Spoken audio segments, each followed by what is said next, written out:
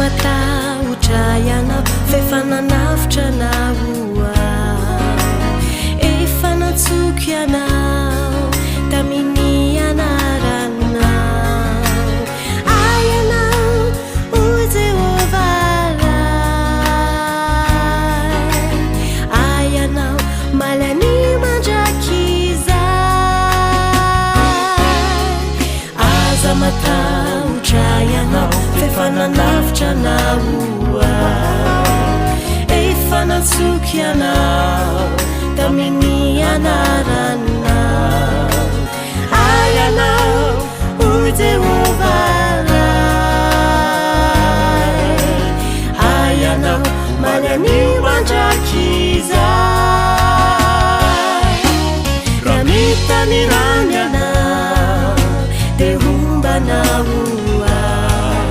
raha mitany onikyo tsy anafitranao izy raha mamaky afo tsy omaly tsy hireitra aminao izy satria malalako eo imasika anao sady tiako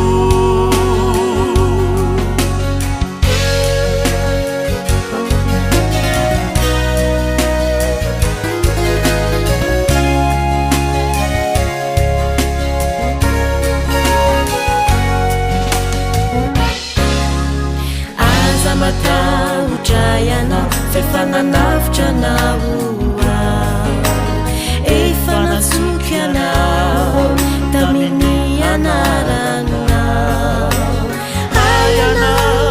o Jehovaray ayanao malany mandrakizay raha mamaky loasa alupafatesana aza matahotra loza matoky de mivava itsorakazo sy nitehinao no mahafatahotra niandro mpianako sy fiainako fahasoavana sy hindrafo raha mitany rany anao de hombanao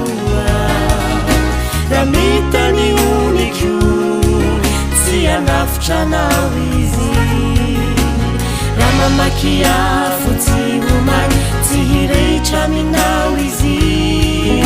satria malalako eo imasika anao sady